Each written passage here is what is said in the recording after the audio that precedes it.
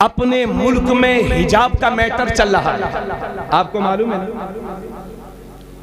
जब ये मैटर बिल्कुल शबाब पर था, उसी वक्त में कर्नाटक गया था। सैकड़ों औरतें मजलिस में बैठी हुई थी, मगर मैंने देखा, मैं खड़े होकर के तकरीर कर रहा था, मैंने देखा कि एक भी औरत का चेहरा खुला नहीं है। समझ गया? अल्लाह अल्लाह। जब सर पे आती है तब लोग सुधरते हैं। अल्लाह अल्लाह। मैंने वहां तकरीर की हिजाब पर। हिजाब किसे कहते हैं? पर्दा, पर्दा, औरतों का पर्दा। बेशक हजरत कर्नाटक से यह मसला उठा था और कर्नाटक के स्कूलों के गेट पर बोर्ड लगा दिए गए कि हमारे यहाँ हिजाब वाली बच्चियां नहीं पढ़ सकती। हाई कोर्ट में पहुंचा मसला और सुप्रीम कोर्ट में पहुंचा मसला। उसी वक्त मैं कर्नाटक गया था, कुरान और हदीस की रोशनी में मैंने वहां तकरीर की हिजाब पर। लोगों ने दुआएं दी। और जुल्फिकार भाई, मैं एक जुमला उनसे कह करके आया था कर्नाटक वालों से कि मेरे दोस्तों, तुम मजबूती से अपनी बात पर कायम रहना। एक दिन वो आएगा कि खुदा की रहमत से जीत तुम्हारी होगी। मैं अगले साल, इसी साल जनवरी में फिर कर्नाटक गया। सत्ता बदल चुकी थी और जो मंत्री हिजाब के मैटर में सबसे ज्यादा नाटक कर रहा था, अल्लाह ने वहां के विधानसभा इलेक्शन में उसे जलील फरमा दिया और पूरे कर्नाटक में मुंह दिखाने के काबिल नहीं रह गया। और अभी 4 दिन पहले खबर पड़ी नहीं है आपने, सुप्रीम कोर्ट कहता है कि इस्लामी औरतों को यह हक है कि हिजाब लगा करके वो जहां चाहे वहां जा सकती है। यानी जीत तुम्हारी हुई। बस यही तो कह रहा हूं, ए मेरी कौम, ये बादल हैं, छट जाएंगे। इस्लाम का उजाला सुबह क़यामत तक बाकी रहेगा। तुम अपना रास्ता सीधा रखो। अगर रास्ते में पत्थर भी होंगे तो अल्लाह मोम बना देगा, कांटे भी होंगे तो फूल बना देगा। नारे तकबीर, नारे रिसालत, मसलके आला हजरत आमदे हुजूर हसन मिल्लत मुफ्ती तबरेज आलम साहब क़िबला, नारे तकबीर, जिंदाबाद जिंदाबाद। आज भी हो इब्राहिम सा इमा पैदा। आग कर सकती है अंदाज़े गुलिस्तां पैदा। सुप्रीम कोर्ट ने कहा है कि जब कोई टीका लगा करके स्कूल में जाए तो कोई हर्ज नहीं, तो हिजाब पहन कर जाने वाली के लिए क्या हर्ज है? वाह, ये जीत तुम्हारी है, सच्चाई की जीत है, हक्कानियत की जीत है। मगर मेरी बहन, अगर सुप्रीम कोर्ट ये कह देता कि हिजाब कोई चीज नहीं है, तो क्या सुप्रीम कोर्ट की मान ली जाती? नहीं। बोलो। हमारी माँ बहनों के पर्दे के हुक्म में हमारे नबी की शरीयत और फरमान सबसे बड़ा ऑर्डर है। सुभान अल्लाह। लेकिन मेरी बहन, ये रुमाल फैला करके भीख मांगता हूं तुझसे पर्दे की। हया का ख्याल रख, इज्जत का ख्याल रख। 10 मुहर्रम को मेरे इमाम ने शहादत पेश की थी और तुम नए नए कपड़े पहन के मेकअप करके मेले ठेलों के चक्कर लगाती हो। शर्म नाम की कोई चीज रह गई है कि नहीं? मुहम्मद व बारिक वसल्लम सलातु व सलाम अलैहि सल्लल्लाहु अलैहि वसल्लम। कुर्सी में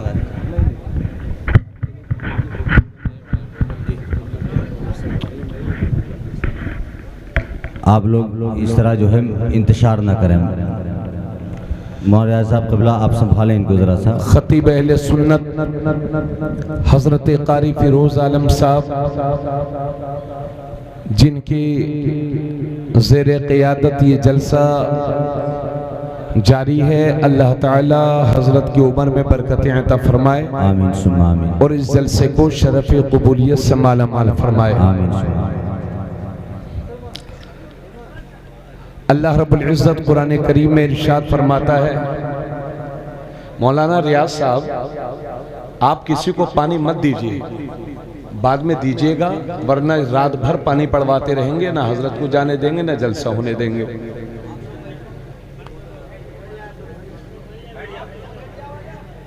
एक बोतल पढ़ देंगे हजरत तो ये दूसरी बोतल ले आएंगे।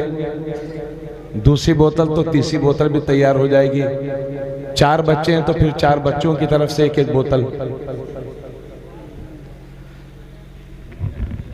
हाँ, मैंने 12 आपसे अर्ज किया, देखिए कोई हजरत तशरीफ लाए, 1 बोतल पानी तो 4 बोतल दे दो, बस उसी में से बाकी लोग भी ले लो, और वो कम पड़ जाए तो उसी में और भी मिला लीजिए और आप पी लीजिए, अल्लाह शिफा अता फरमाएगा। बुजुर्गों की फूंकों में अल्लाह ने शिफा रखी है, इसमें कोई दो राय नहीं। इधर आओ सब लड़के, इधर आओ, आइए इधर, आइए इधर आओ सब, बैठो इधर, यहां से हटो, चलो। 2-4 10-10 साल के लड़के जो है ये मौलाना लोगों को सब सिखाएंगे। बैठ जाओ वहीं, ए बैठो आप लोग, बैठो। कमेटी वालों कौन है कमेटी में? चलो इधर बैठ जाओ ना, सही से बिछा है तो। अरे इधर आ जाओ, बैठ जाओ। इधर देखिए, ज्यादा वक्त नहीं है, हजरत को भी जाना है। हजरत हमारी तरह, आपकी तरह हजरत को, हजरत फ्री नहीं रहते हैं, हजरत को बहुत काम रहता है। मैं ये अर्ज कर रहा था कि अल्लाह रब्बुल इज्जत, देखिए जलसों का एक मकसद होता है, वो है कौम की इस्लाह। सुभान अल्लाह। बेशक बेशक, समझ गए? रात भर जलसा करो, नारे लगाओ और अमल में कोई फर्क ना पड़े तो ऐसे जलसे किसी काम के नहीं। बेशक वो जलसा अल्लाह के यहाँ काबिल कबूल है कि जिसमें लोग खुलूस से बैठें और इस नियत से सुने कि हम अपने बुजुर्गों को देखेंगे, उलमाए किराम के बयानात सुनेंगे और उन पर अमल की कोशिश करेंगे। भाईजान आपसे 3 बार कह चुका, आप बैठ जाइए। आप लोग क्यों रुस्वा कराते हो हमें? आप दूसरों को बिठाने के लिए खुद खड़े हुए हैं, बैठ जाइए सुकून से। कहना नहीं मानते यार आप लोग।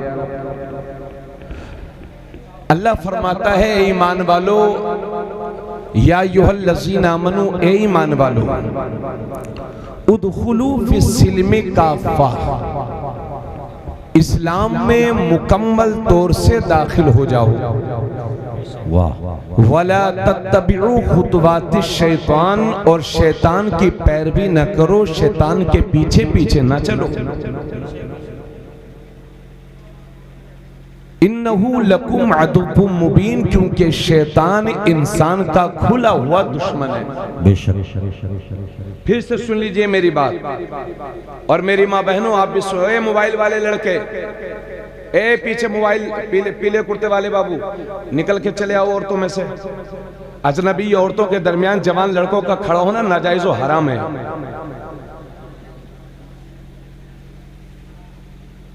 कारी फिरोज साहब, औरतों के लिए पर्दे का इंतजाम कर दिया करें। और ये मेरी माँ बहनों, बुर्का पहन के आया करो, सरों को ढक के आया करो जी। मर्दों से दूर बैठा करो, मर्द तुम्हारे करीब आए, बच्चे के जरिए से उसे भगाओ वहां से। आपकी भी जिम्मेदारी बनती है अपनी इज्जत की हिफाजत करना। क्या बात, क्या पैगाम है। सुभान अल्लाह। ये नहीं कहेंगे सुभान अल्लाह, इन्हें तो मेले लगवाओ, वहां भेजो, तब मजा आएगा इन्हें। जी जी जी जी जी जी, ये पैगाम है। सुभान अल्लाह, सुभान अल्लाह। अल्लाह फरमाता है, या अय्युहल्लज़ीना आमनू, ए ईमान वालो, उदखुलू फिस्सिल्मि काफ़ा, इस्लाम में मुकम्मल तौर से दाखिल हो जाओ। सुभान अल्लाह। वला तत्तबिउ खुतवातिश शैतान, और शैतान की पैरवी ना करो, क्योंकि वो तुम्हारा खुला हुआ दुश्मन है। देखिए अल्लाह ने क्या फरमाया, या अय्युहल्लज़ीना आमनू, पहले तो फरमाया ए ईमान वालो, और फिर फरमाया इस्लाम में मुकम्मल तौर से दाखिल हो जाओ। जब कोई ईमान वाला है तो वो इस्लाम में तो दाखिल है ही, फिर अल्लाह के फरमान का मतलब क्या है? अल्लाह के फरमान का मतलब ये है, इसको समझने के लिए वो गिलास कहाँ गया हज़रत वाला? लाओ लाओ लाओ। क्या बात है, क्या बात है। सुभान अल्लाह, सुभान अल्लाह। जल्दी लाओ। हाय हाय हाय, वाह। लो देखो, ये हजरत का, हजरत के पास में एक गिलास था, इसे भी देखो। आप, अल्लाह फरमाता ए ईमान वालो, इस्लाम में मुकम्मल तौर से दाखिल हो जाओ। बोलो बोलो, दाखिल हो जाओ। और पहले अल्लाह ने फरमाया ईमान वालों, फिर फरमा रहा है मुकम्मल तौर से इस्लाम में दाखिल हो जाओ। सुभान अल्लाह। अब मुकम्मल तौर से कैसे दाखिल होते हैं? मेरे हाथ में ये गिलास है, इसे देखिए आप। इसमें मैं 1 रुपया डाल दूं तो वो इसके अंदर, गिलास के अंदर दाखिल हो जाएगा। मगर ये एंट्री इतनी इजी है, ये दाखिल होना इतना आसान है कि मैं जब चाहूं हाथ डाल के रुपया बाहर निकाल लूं जी।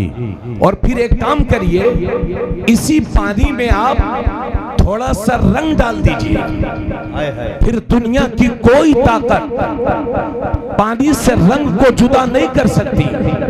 बस यही अल्लाह तुमसे चाहता है कि मुसलमानों इस्लामी रंग में ऐसे रंग जाओ कि दुनिया की कोई ताकत तुमसे इस्लामी रंग न उतार सके। नारे तकबीर, नारे रिसालत, हुजूर हस्साने मिल्लत अल्लामा मुफ्ती तबरेज आलम साहब क़िबला, नारे तकबीर, सुभान अल्लाह, सुभान अल्लाह। सिबगत अल्लाह वमन अहसनु मिन अल्लाहि सिबगा, ये अल्लाह का रंग है और अल्लाह के रंग से बेहतर किसका रंग है?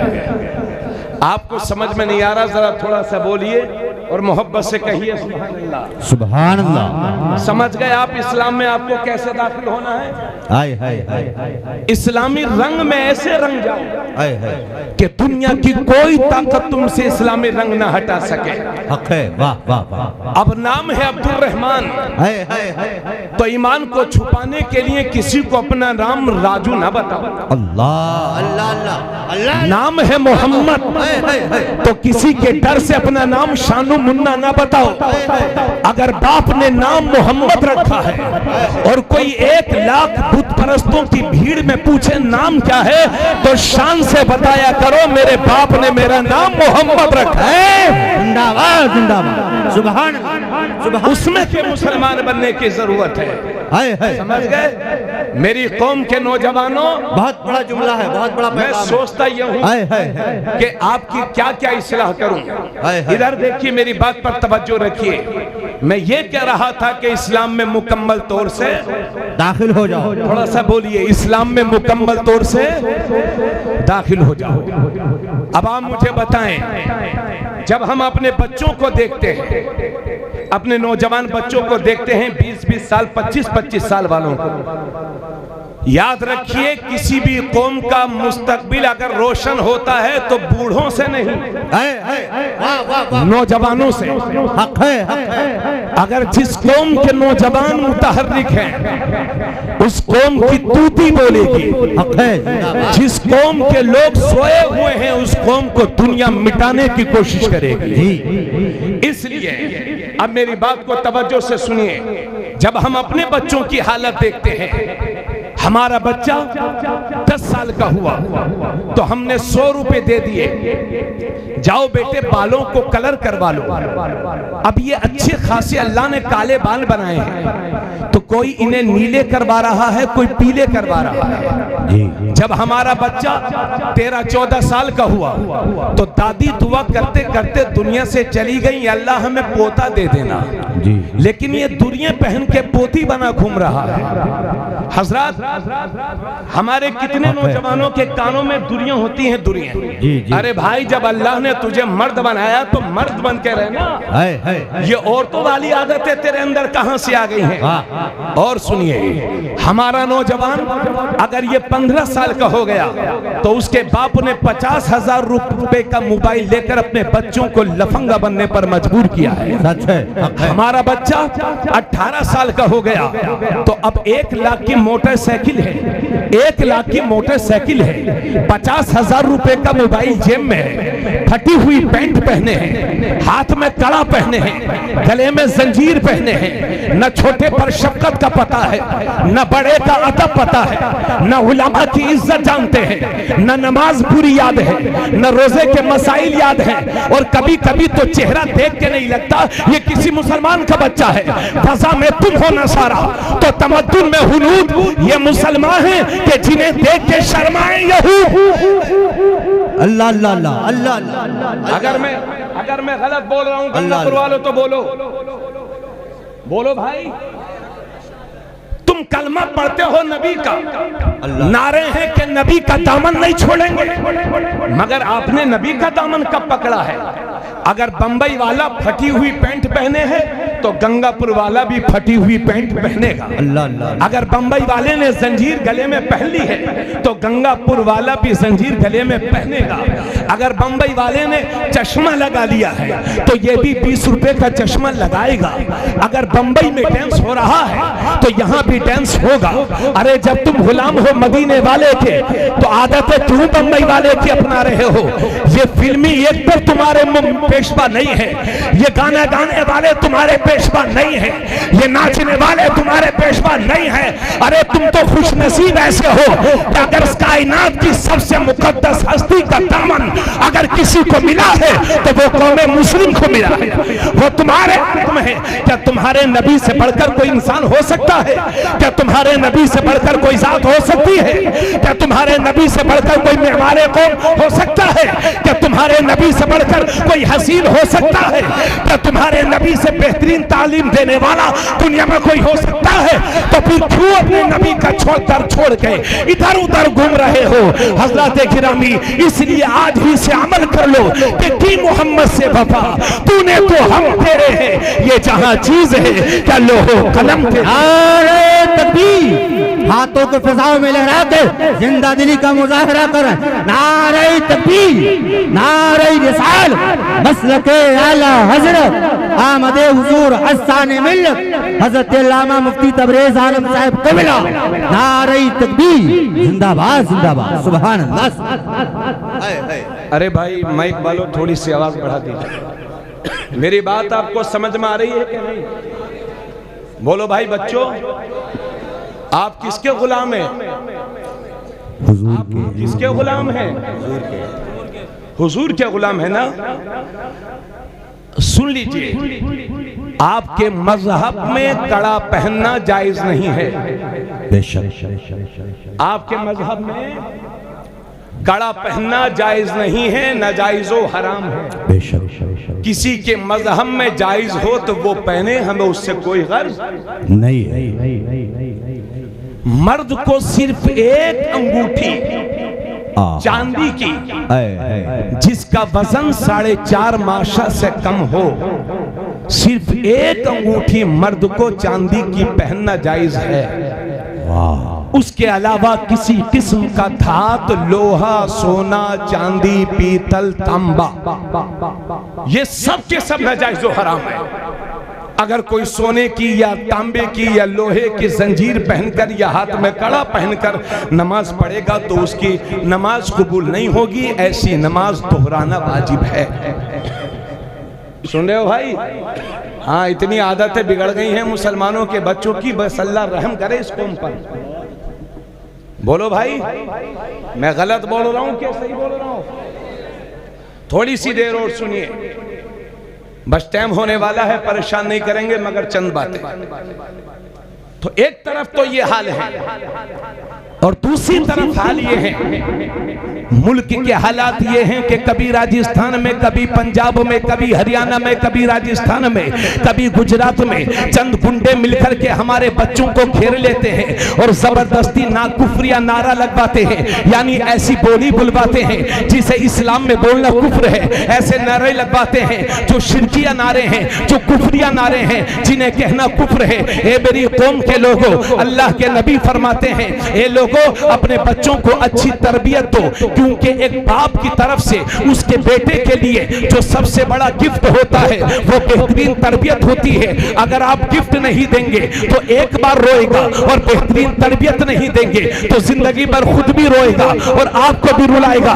इसलिए मेरी कौम के नौजवानों, मेरी कौम के बच्चों, मेरी कौम के अजीजों, मेरी कौम के जिम्मेदारों, अपने बच्चों को ये नसीहत किया करो कि बेटे चाहे जिंदगी में जितनी भी बड़ी तेरी कुर्बानी दे देना, मगर अपने ईमान का सौदा कभी ना करना, इसलिए कि घर टूट जाएगा, दोबारा बना लोगे, मोबाइल गुम हो जाएगा, दोबारा खरीद लोगे, मगर ईमान हाथ से जाए हो गया तो कुफ्र की जिंदगी, जिल्लत की जिंदगी है।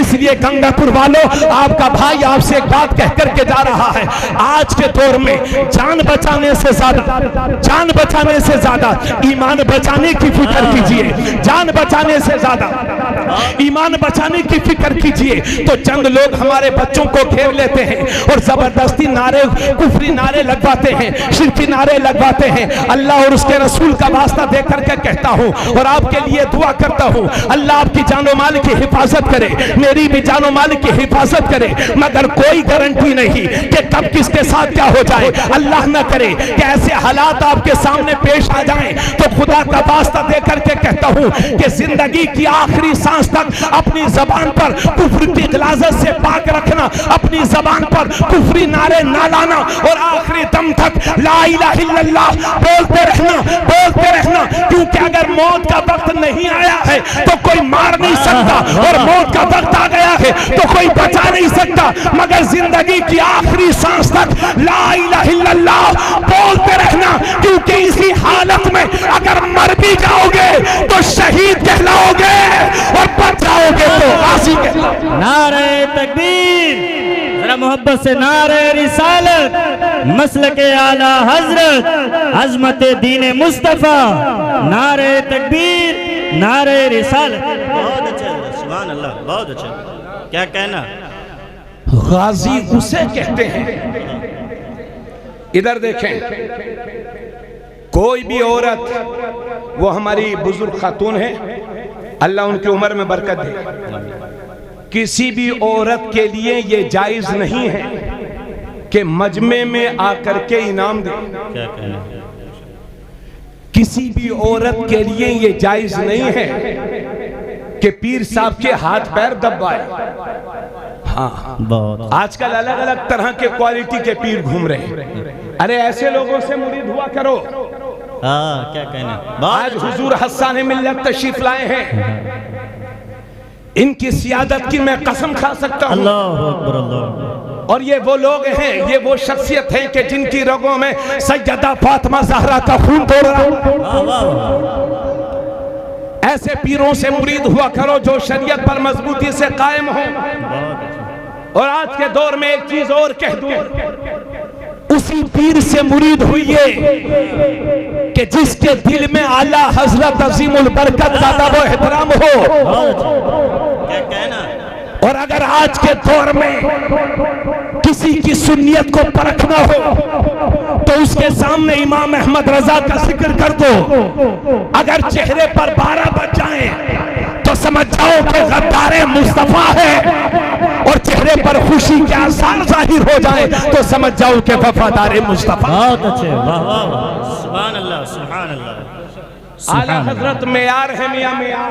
बहुत अच्छे। हमने हुजूर हस्सान मिल्लत के साथ एक नहीं दर्जनों जलसे किए, अरसे दराज से ये सिलसिला जारी है। जहां भी हजरत होते हैं हमारा दिल चौड़ा हो जाता है, सीना चौड़ा हो जाता है, क्योंकि ये वो शख्सियत है जो मसलके आला हजरत का काम कर रही है। और ऐसे पीरों से बचिए जो औरतों से आंखें में आंखें मिलाकर बात करते हो, बहुत अच्छे। अजनबी या औरतों से हाथ पैर दबाते हो। हाँ, ऐसे पीरों से बचिए। और सुन मेरी बहन, मेरे नबी इरशाद फरमाते हैं, अगर अल्लाह के सिवा किसी को सजदा करना जायज होता तो मैं इन औरतों को हुक्म देता कि अपने शोहर को सजदा करें, मगर अल्लाह के सिवा किसी और के लिए सजदा जायज नहीं, इसलिए किसी भी औरत के लिए यह जायज नहीं है कि शोहर को सजदा करे। मगर इससे यह तो पता चलता है कि शोहर की फरमाबरदारी कितनी जरूरी है। मेरी बहन अगर शोहर से लड़ती है और उसे तकलीफ देती है और पीर साहब के हाथ पैर दबा रही है तो जहन्नम का ईंधन बनेगी तू। अगर तेरा शोहर तुझसे नाराज है तो मदीने वाले तुझसे राजी नहीं हो सकते। करबला वाले तुझसे राजी नहीं हो सकते, इसलिए अपने शोहरों की खिदमत करो। मेरे नबी फरमाते हैं जो औरत इस हालत में इंतकाल करती है कि उसका शोहर उससे राजी हो, नबी फरमाते हैं दखलतिल जन्नह, जैसे ही वो इंतकाल करती है जन्नत में दाखिल कर दी जाती है। सुभान अल्लाह, सुभान अल्लाह। अरे बोलो सुभान अल्लाह। तुम लोगों की फजीलत बयान कर रहा हूं, अब भी समझ में नहीं आ रहा है तो बोलो सुभान अल्लाह। और सिर्फ अपनी फजीलत मत जानो, इन औरतों की बारे में भी जानो। एक सहाबी हैं, अर्ज करते हैं या रसूल अल्लाह हमारी बीवियों का हक हम पर क्या है? तो अल्लाह के नबी सल्लल्लाहु अलैहि वसल्लम फरमाते हैं तुम्हारी बीवियों का हक तुम पर यह है कि जैसा तुम खाओ वैसा उन्हें खिलाओ, जैसा तुम पहनो वैसा उन्हें पहनाओ, और अगर किसी शरई जरूरत के तहत मारना पड़ जाए तो हुजूर फरमाते हैं अपनी बीवी के चेहरे पर ना मारो, अपनी बीवी को गाली ना दो और उसे तन्हा छोड़कर ना जाओ मगर घर में, यानी घर के अलावा अपनी बीवी को कहीं तन्हा छोड़ करके मत जाओ। यह है आपके हमारे नबी का फरमान। बाहर वाली के चक्कर में लगे हो, अंदर वाली का ख्याल नहीं रखते, कयामत के दिन सख्त पूछताछ होगी। इसलिए अपने घरों को जहन्नम नहीं बल्कि जन्नत का नमूना बनाओ। बहुत अच्छी। मियां बीवी का फसाद और मियां बीवी के झगड़े ये घर को बर्बाद करने के लिए काफी है। सही। और भाइयों हजरात गिरामी, आप लोगों में से किसी ने भी जहन्नम नहीं देखा? बोलो जहन्नम देखा किसी ने? नहीं। देखना चाहते हो क्या? अरे थोड़ा बहुत नहीं नहीं नहीं। वकीना अज़ाब अन्नार, हम दुआ करते हैं अल्लाह हमको जहन्नम के अज़ाब से बचा। आमीन आमीन। तो हम जहन्नम नहीं देखना चाहते, मगर एक मौका वो भी आएगा कि जन्नतियों के लिए जहन्नम की तरफ खिड़की खुलेगी ताकि वो जहन्नम की आग की लपटों को देखें और खुदा का शुक्र अदा करें। और एक मौका वो भी आएगा कि जहन्नमियों के लिए खिड़की खोली जाएगी ताकि जन्नत के नजारे देख करके लालची बने। हजरात आप भी जहन्नम नहीं देखना चाहते, मैं भी नहीं और कोई भी नहीं, मगर जनवरी की सर्दी के एहसास तो उसी का होगा, उसी को होगा जिसने जून की गर्मी देखी हो। एसी में रहने का मजा तो उसे मिलेगा जो 50 डिग्री में चला फिरा हो। तो जन्नत का मजा भी उसी वक्त महसूस करोगे जब जहन्नम का जिक्र सुनोगे। ये लोगों आपने जहन्नम तो नहीं देखा, फाइनल है, मगर दुनिया में अगर जहन्नम देखना चाहते हो तो उस घर में चले जाओ जहां मियां बीवी की आपस में लड़ाई रहती हो, जहन्नम का नमूना नजर आएगा। और जन्नत देखना चाहते हो तो उस घर में चले जाओ जहां मियां बीवी खुश रहते हो। अल्लाह की कसम, होते तो छप्पर के नीचे हैं मगर मजा जन्नत का मिल रहा है। वाह वाह वाह, बहुत अच्छे, बहुत अच्छे। सुभान अल्लाह, सुभान अल्लाह, सुभान अल्लाह। इसलिए औरतों के लिए ये जरूरी है कि शोहर की फरमाबरदारी करें, और मर्दों के लिए ये जरूरी है कि अपनी औरतों का ख्याल रखें। हजरात तकरीर का कोई मौजू नहीं है, टाइम भी पूरा हो गया। जो बात जहन में आ गई थी वो कह चुका, 2-4 बातें जल्दी जल्दी और मुलाहजा कर लीजिए। तो आप मुझे बताइए कि आज के बाद आप अपने कानों में दुरियां पहनेंगे? हाथ उठाइए, कहिए इंशाअल्लाह कानों में दुरियां नहीं पहनेंगे। अरे बोलो बोलो, आपसे बुलवा रहा हूं, औरतों से नहीं कह रहा हूं, आपसे कह रहा हूं। कहिए इंशाअल्लाह कानों में दुरियां नहीं पहनेंगे, इंशाअल्लाह हाथों में कड़े नहीं पहनेंगे, इंशाअल्लाह गले में जंजीर। हाँ ये बात हुई जी। हजरत क्या फरमा रहे हैं सुनो। आप लोग मुरीद हुए ना हजरत के, मुबारकबाद आप सबको, खुश नसीब हुआ जो वो ऐसा पीर आपको मिला है। हजरत फरमा रहे हैं जो लोग धागा बांधते हैं, धागा लाल धागा बांधते हैं, समझ गए, किस लिए पहनते हैं बाज लड़के हमारे स्टाइल में, हाँ, ताकि लोग हमें राजू समझे। अरे समझ में आ रहा है भाइयों के नहीं आ रहा है? अरे हाँ मैं सब आ रहा हूं, समझा रहा हूं। हाँ जी, काला हो या लाल, हाथ में धागा पहनना जायज नहीं है।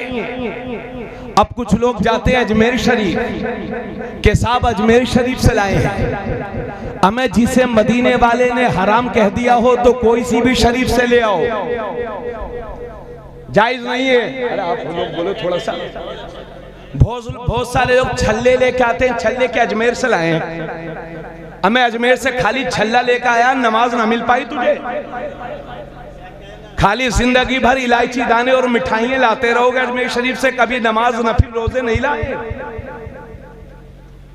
चेहरे पर दाढ़ी ना ला सके क्या? अजमेर के हमारे मखदूम सुनहरे गुंबद में आराम फरमा गरीब नवाज है, उनके डर के उनकी बारगाह में रहने वाले बदअकीदा खादिम हमारे मखदूम नहीं है। हमें समझने के लिए इमाम अहमद रजा की किताबें काफी हैं।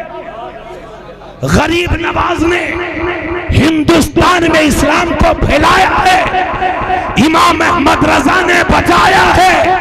और हजरत जब फसल उगती है तो उसके लिए जमीन तैयार की जाती है। हिंदुस्तान में जब इस्लाम के लिए जमीन तैयार करने की बारी आई तो मेरे सज्जद सालार मसूद गाजी ने अपना लहू दे करके हिंदुस्तान में इस्लाम के लिए जमीन तैयार की। और जब जमीन तैयार हो गई तो तैयार शुदा जमीन पर फसल उगाने के लिए अल्लाह ने ख्वाजा गरीब नवाज को भेज दिया। और जब तैयार शुदा फसल में कीड़े मकोड़े लगने लगे तो उन कीड़ों मकोड़ों को मारने के लिए अल्लाह ने बरेली की धरती पर इमाम अहमद रजा खान को पैदा किया। नारे तकबीर, जरा मोहब्बत से हाथों को उठा के नारे रिसालत, मसलके आला हजरत, बस्ती बस्ती करिया करिया, बस्ती बस्ती करिया करिया, आमदे हुजूर हसन मिल्लत। इसलिए जो इमाम अहमद रजा का होता है वही गरीब नवाज का होता है, और जो गरीब नवाज का होता है वही गाजी सालार का होता है। अरे भाई बताओ, जो लोग अजमेर शरीफ जाते हैं वही गाजी साहब के यहाँ जाते हैं, और जो बहराइच जाते हैं वही बरेली शरीफ जाते हैं।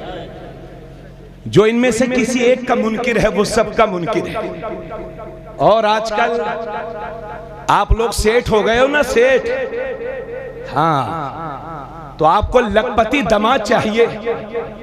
रिश्ते वहां तलाशते हैं कि बस लखपति होना चाहिए, दामाद जी लखपति होने चाहिए, भले से सड़ा हुआ वहाबी हो, सूद का काम करता हो। वहाबियों के लड़कों के साथ अपनी बेटी का निकाह करना नाजायज और हराम है, निकाह हो गई नहीं। ना उनकी लड़की लाओ ना उनके लड़के लाओ, समझ गए आप अगर 1 लाख रुपया कमाता हो मगर वहाबी हो तो उस वहाबी से वो खेत में मजदूरी करने वाला अच्छा है जो मेरे नबी का आशिक हो। हमें कोई बहुत सारे को मैंने देखा लखपति देख के दामाद तलाश लिए के साहब 1 लाख की तनख्वाह, जहेज में कार दे दी। कुछ दिनों बाद पता चला कि पेट्रोल डलवाने के पैसे भी ससुराल से डाले। बहुत सारे लोग कहते हैं मुझे कार चाहिए जहेज में, बाइक फला वाली लूंगा। हमें जो हाथ ससुराल के आगे फैलाते हो वही हाथ रातों में उठ उठ करके अल्लाह के हुजूर फैलाया करो, तो मेरा रब इतना देगा कि तुम्हारी नस्लों से गरीबी का खात्मा हो जाएगा। हमारी अभी आपने पढ़ा होगा हाड़ा बसेरी नानपारा से 1 किलोमीटर, एक लड़की को कत्ल किया गया, जो बात अखबार में छप चुकी है उसे बयान करने में मुझे शर्म नहीं है, आनी भी नहीं चाहिए, कोई हर्ज नहीं है, अखबार में छपी हुई बात को बोलूं। सर कटी लाश कई दिन के बाद मिली है, समझ गए जी। मुसलमान की बच्ची चढ़ी उन लोगों के हाथ कि जो तुम्हारी इज्जतों को भी लूटना चाहते हैं, तुम्हारे ईमान को भी लूटना चाहते हो। इसलिए अगर शादियों को महंगा करोगे तो एक दिन बैठ करके रोगे। सस्ता करो शादियों को, ताकि गरीब की बेटी भी इज्जत के साथ रुखसत होकर सही वक्त पर अपने घर चली जाए। वक्त पर शादी नहीं होगी तो बच्चों के कदम गुनाह की तरफ बढ़ेंगे, जिना की तरफ बढ़ेंगे। इसलिए बच्चों की सही वक्त पर शादी कर लो। और मेरे नबी फरमाते हैं, इन्ना आज़मन निकाह बरकतन ऐसरुहु मूना, बेशक सबसे ज्यादा बरकत वाली शादी वो है जो कम से कम खर्च में मुनक्किद हो जाए। ये सद्दाम भाई बैठे हमारे प्रतापपुर के, इनके घर पे शादी का जलसा था, हमने पूरी तकरीर शादी पे दी। आपका खानदान बड़ा होता है, कोई छोटा होता है। 50 बाराती बनते हो तो 25 ले जाइए, 100 बनते हो 50 ले जाइए। कम से कम बाराती लेकर के जाओ और किसी तरह की कोर फरमाइश ना करो, क्योंकि हमने देखा है कि कभी कभी दामाद बहुत गरीब होता है, लेकिन निकाह की बरकत से अल्लाह उसे इतना मालदार फरमा देता है कि पूछिए मत। समझ गए? इसलिए सड़ा हुआ वहाबी, अहले हदीस, नजदी शिया और हजरत अमीर मुआविया का गुस्ताख, अल्लाह के वलियों का गुस्ताख अगर कोई है तो उसके साथ शादी बिया ना करो। आप लोग शादी करते हो और हम लोगों से कहते हो हजरत वहाबियत बहुत फैल रही है, तो भाई फैला तो आप रहे हो ना। अल्लाह का शुक्र है हमारी तो कोई रिश्तेदारी वहाबियों में नहीं है। मैं रामपुर का हूं, आप मेरे यहां पूछ लीजिए। और पूछना क्या है कि मिंबर रसूल से झूठ बोलूंगा, और जो कोई अगर है भी तो हमारा उससे कोई ताल्लुक नहीं है।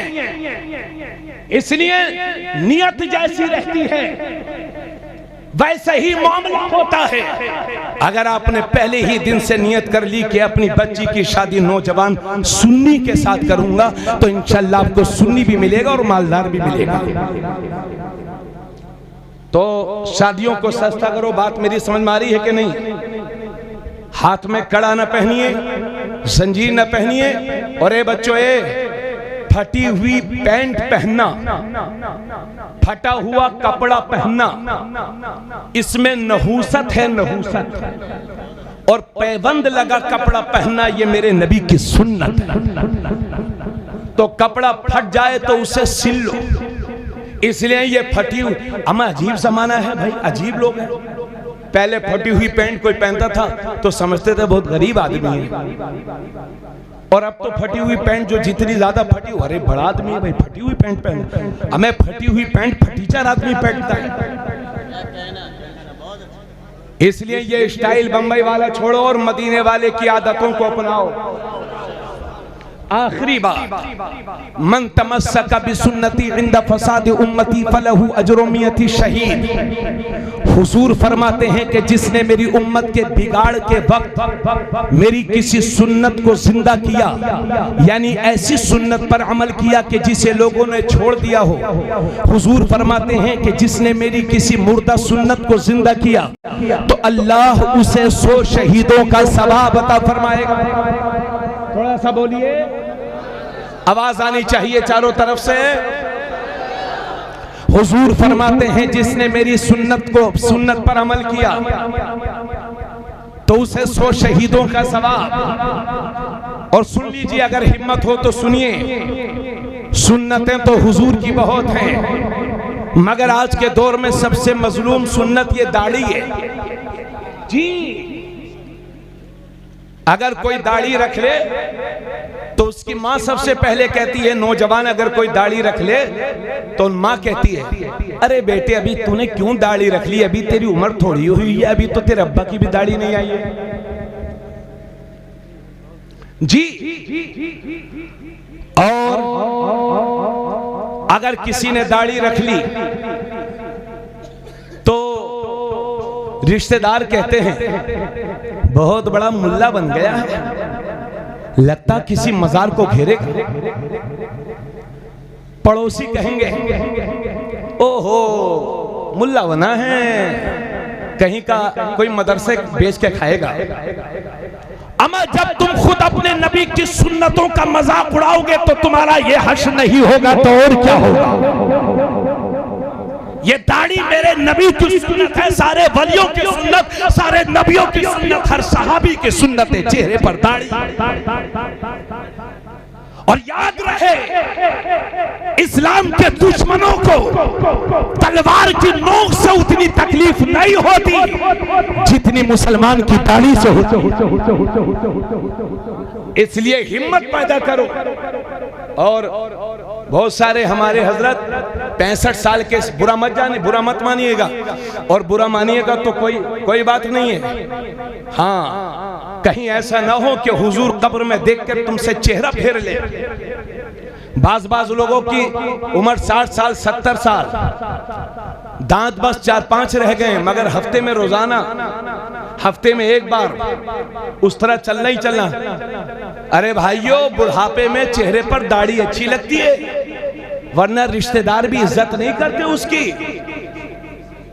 और ये जो आधी है ना, ये एक उंगली के एक हिस्से बराबर, ये चाहे पूरी साफ कराओ या 2 उंगली रखो, सबके सब नाजायज और हराम। एक मुश्त दाढ़ी रखिए जी। आप मुझे बताइए कि अगर मेरे चेहरे पर दाढ़ी ना होती, आप मेरी तकलीफ सुनते? बोलो। अगर आपके गांव के इमाम साहब के चेहरे पर दाढ़ी ना हो, नमाज पढ़ेंगे आप उसके पीछे? बोलो भाई। अगर हजरत के चेहरे पर दाढ़ी ना होती, आप मुरीद होते हजरत से? क्या पता चला कि ये इस्लामी पहचान है, इस्लामी अलामत है। इसलिए चेहरों पर दाढ़ियां सजाओ ताकि दूर ही से देखने वाला देख करके एहसास कर ले ये मोहम्मद रसूलुल्लाह का गुलाम आ रहा है। बोलो जोर से। अब आखिरी बात कह दूं, टाइम बहुत हो गया। हुजूर माजरत चाहूंगा। अरे कुछ अमल करियो तभी तो पढ़े। हाँ, अगली बार जब आएंगे आप अमल करके दिखाओ। अगली बार 2 घंटे करवे इंशाअल्लाह। माशाअल्लाह। थोड़ा आप कदम बढ़ाओ, थोड़ा हम कदम, है ना, इंशाअल्लाह। आखिरी बात, पिछले 3 साल से अपने मुल्क में हिजाब का मैटर चल रहा है। आपको मालूम है ना? जब ये मैटर बिल्कुल शबाब पर था, उसी वक्त में कर्नाटक गया था। सैकड़ों औरतें मजलिस में बैठी हुई थी, मगर मैंने देखा, मैं खड़े होकर के तकरीर कर रहा था, मैंने देखा कि एक भी औरत का चेहरा खुला नहीं है। समझ गया? अल्लाह अल्लाह। जब सर पे आती है तब लोग सुधरते हैं। अल्लाह अल्लाह। मैंने वहां तकरीर की हिजाब पर। हिजाब किसे कहते हैं? पर्दा, औरतों का पर्दा। हजरात, कर्नाटक से यह मसला उठा था और कर्नाटक के स्कूलों के गेट पर बोर्ड लगा दिए गए कि हमारे यहाँ हिजाब वाली बच्चियां नहीं पढ़ सकती। हाई कोर्ट में पहुंचा मसला और सुप्रीम कोर्ट में पहुंचा मसला। उसी वक्त मैं कर्नाटक गया था, कुरान और हदीस की रोशनी में मैंने वहां तकरीर की हिजाब पर। लोगों ने दुआएं दी। और जुल्फिकार भाई, मैं एक जुमला उनसे कह करके आया था कर्नाटक वालों से कि मेरे दोस्तों, तुम मजबूती से अपनी बात पर कायम रहना। एक दिन वो आएगा कि खुदा की रहमत से जीत तुम्हारी होगी। मैं अगले साल, इसी साल जनवरी में फिर कर्नाटक गया। सत्ता बदल चुकी थी और जो मंत्री हिजाब के मैटर में सबसे ज्यादा नाटक कर रहा था, अल्लाह ने वहां के विधानसभा इलेक्शन में उसे जलील फरमा दिया और पूरे कर्नाटक में मुंह दिखाने के काबिल नहीं रह गया। और अभी 4 दिन पहले खबर पड़ी नहीं आपने, सुप्रीम कोर्ट कहता है कि इस्लामी औरतों को यह हक है कि हिजाब लगा करके वो जहां चाहे वहां जा सकती है। यानी जीत तुम्हारी हुई। बस यही तो कह रहा हूं, ए मेरी कौम, ये बादल हैं, छट जाएंगे। इस्लाम का उजाला सुबह क़यामत तक बाकी रहेगा। तुम अपना रास्ता सीधा रखो। अगर रास्ते में पत्थर भी होंगे तो अल्लाह मोम बना देगा, कांटे भी होंगे तो फूल बना देगा। नारे तकबीर, नारे रिसालत, मसलके आला हजरत आमदे हुजूर हसन मिल्लत मुफ्ती तबरेज आलम साहिब क़िबला, नारे तकबीर, जिंदाबाद जिंदाबाद। आज भी हो इब्राहिम सईमा पैदा, आग कर सकती है अंदाज़े गुलिस्तां पैदा। सुप्रीम कोर्ट ने कहा है कि जब कोई टीका लगा करके स्कूल में जाए तो कोई हर्ज नहीं, तो हिजाब पहन कर जाने वाली के लिए क्या हर्ज है। वाह, ये जीत तुम्हारी है, सच्चाई की जीत है, हक्कानियत की जीत है। मगर मेरी बहन, अगर सुप्रीम कोर्ट ये कह देता कि हिजाब कोई चीज नहीं है, तो क्या सुप्रीम कोर्ट की मान ली जाती? नहीं। बोलो। हमारी माँ बहनों के पर्दे के हुक्म में हमारे नबी की शरीयत और फरमान सबसे बड़ा ऑर्डर है। सुभान अल्लाह। लेकिन मेरी बहन, ये रुमाल फैला करके भीख मांगता हूं तुझसे पर्दे की, हया का ख्याल रख, इज्जत का ख्याल रख। 10 मुहर्रम को मेरे इमाम ने शहादत पेश की थी और तुम नए नए कपड़े पहन के मेकअप करके मेले ठेलों के चक्कर लगाती हो। शर्म नाम की कोई चीज रह गई है कि नहीं? मसला क्या आला हजरत ये है कि औरतों का मजार पर जाना नाजायज और हराम है। तो फिर तुम किस मुंह से उठ जाती हो वहां? इसलिए मेरी बहन पर्दे में रहे। तू उस फातिमा की कनीज है कि जिस फातिमा ने मौत के वक्त वसीयत की थी, ये लोगों मेरे जनाजे को रात में उठाना, दिन में ना उठाना।